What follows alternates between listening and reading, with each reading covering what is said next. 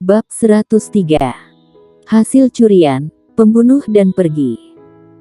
Dia terbaring selama 1 hari 1 malam, di bawah pemulihan energi hitam emas, meskipun luka di badan warrior yang belum sembuh total, tapi sudah ada tenaga untuk bergerak. Warrior yang dari macan tutul ungu mengetahui bahwa Raja Beruang Bumi ini sama sekali bukan monster hitam level Raja Puncak, melainkan memasuki level spirit. Ini membuat warrior yang merasa sedikit senang. Karena hanya sekali ditabrak monster hitam level raja langsung kehilangan daya tempur ini cukup memalukan. Di wilayah Raja Beruang Bumi menyembuhkan luka, warrior yang pun akhirnya mulai merasakan diskriminasi. Pelayanan yang dia terima jauh berbeda dengan macan tutul ungu. Cara pelayanan Raja Beruang Bumi pada macan tutul ungu membuat warrior yang sangat iri, dilayani dengan rumput spiritual level hitam, buah spiritual level hitam dan banyak benda pusaka yang tidak dikenal warrior Yan. Intinya, cara pelayanan Raja Beruang Bumi pada macan tutul ungu semuanya benda baik. Sedangkan Raja Beruang Bumi melayani dia, hanya beberapa buah tidak dikenal dan tidak ada level. Ini membuat warrior yang sedih. Untung saja, semua rumput dan buah spiritual level hitam yang diberikan Raja Beruang Bumi, macan tutul akan memasukkan ke dalam pusaran energi. Dengan kata lain, sekarang ini semua termasuk punya dia. Melihat setumpuk rumput dan buah spiritual yang ada di pusaran pusat energi, dengan kekayaan warrior yang sekarang cukup menakjubkan. Raja Beruang Bumi 1 hari ini memberikan berbagai macam rumput spiritual 50 buah berbagai macam buah spiritual yang tidak dikenal ada ratusan buah dan semuanya level hitam, bahkan ada beberapa buah level hitam puncak. Selain pemberian Raja Beruang Bumi, warrior yang juga mendapatkan kekayaan lain, yaitu beberapa cincin penyimpanan dari murid Partai Yuan dan Fakultas Minggu. Kedudukan beberapa orang ini tidak tinggi, batu energi yang didapat hanya 3.000-an butir, batu energi bagi orang lain mungkin sangat langka, tapi bagi warrior yang tidak begitu penting, karena di dalam cincin penyimpanan dia ada 40.000 batu energi. Jadi, batu energi mereka langsung semuanya diberikan pada Snow King. Selain batu energi, warrior yang dari cincin penyimpanan mereka juga 3 kitab keterampilan hitam dan 6 senjata hitam. Dari 3 kitab keterampilan, hanya 1 level hitam, sisa 2-nya level kuning puncak. 2 keterampilan hitam level kuning puncak ini, warrior yang hanya membaca sekilas pun diletakkan di samping, dia sekarang tidak memerlukan keterampilan hitam level kuning lagi. 1 kitab keterampilan hitam level hitam ini adalah keterampilan hitam jurus telapak, bernama telapak pembelah langit, didapatkan dari cincin Michael.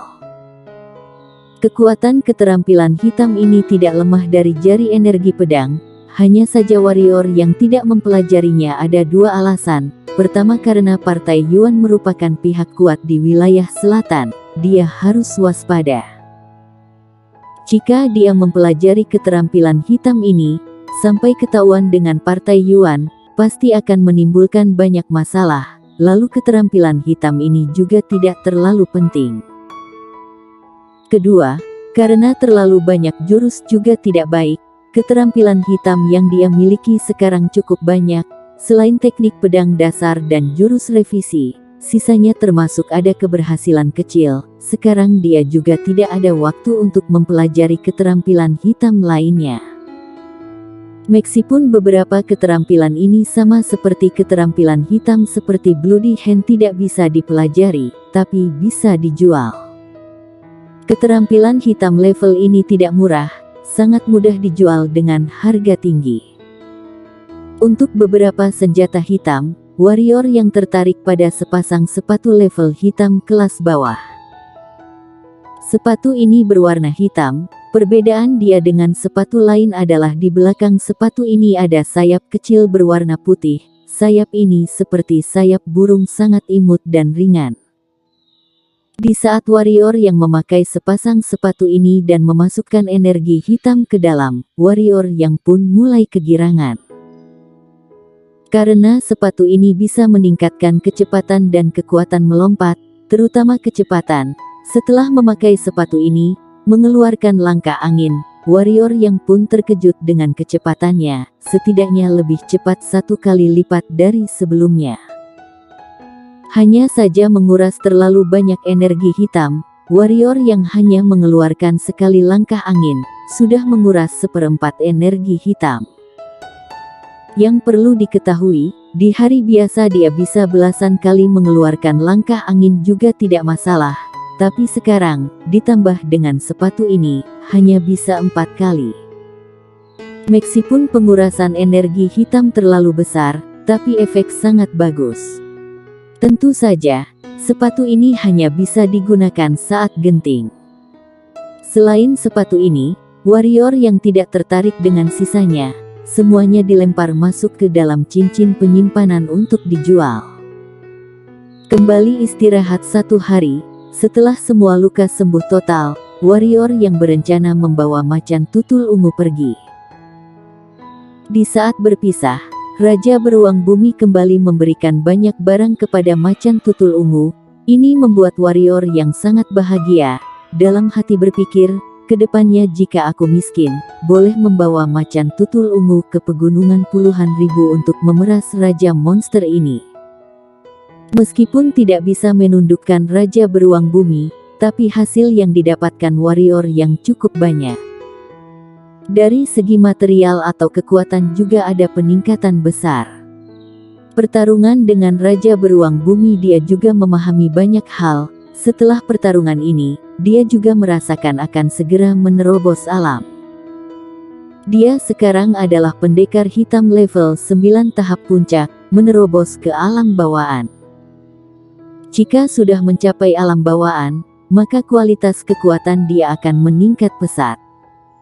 Alam bawaan, benar-benar membuat orang penantian. Warrior yang tersenyum, di saat ini, macan tutul ungu yang ada di pundak warrior yang mendadak memancarkan cahaya ungu, cakar kecilnya pun menunjuk pohon raksasa yang ada di puluhan meter sebelah kanan warrior yang. Ini adalah sinyal bahaya. Ekspresi warrior yang pun berubah, tanpa berpikir menarik pedang menebas ke arah pohon tersebut. Energi pedang menembus udara langsung menembak ke arah pohon raksasa, pohon tersebut pun meledak, lalu bayangan hitam pun menyerbu cepat ke arah warrior yang bagaikan kilat.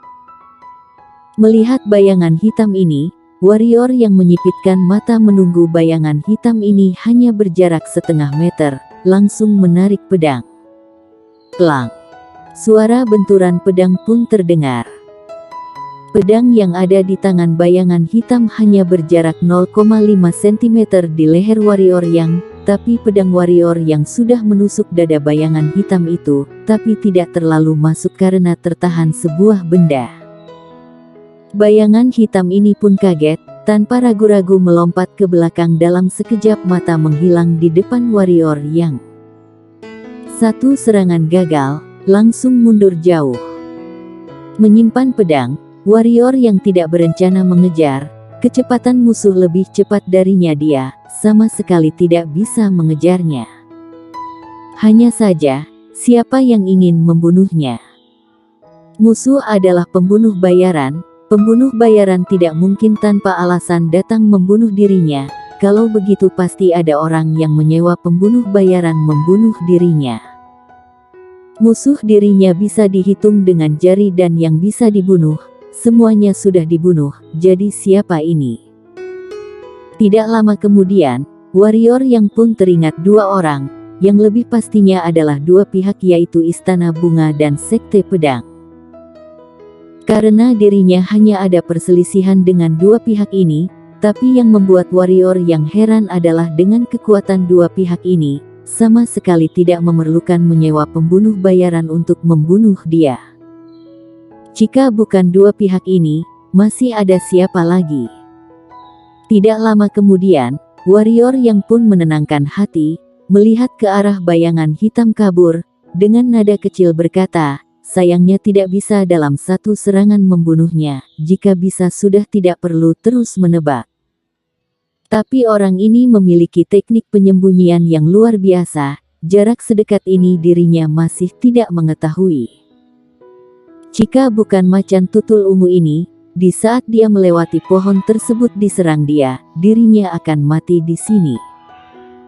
Berpikir demikian, warrior yang pun mengelus-elus macan tutul ungu dan berkata, "Terima kasih, jika bukan kamu, aku hari ini sudah mati."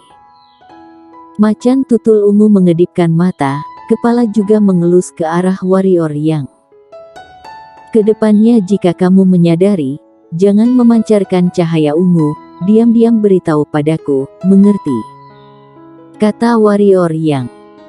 Di saat macan tutul ungu memberitahu dia ada bahaya, refleks alami langsung tanpa berpikir menarik pedang menebas, membuat musuh sadar.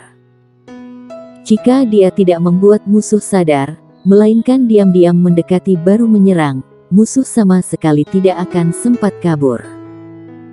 Untuk ini, warrior yang sangat percaya diri, sama seperti tadi dia berani membiarkan musuh mendekat baru menarik pedang. Sayangnya, dia masih ingin nyawa dia, jadi tidak menggunakan niat pedang dan energi hitam emas. Yang tidak terduga dia adalah musuh memakai perisai hitam.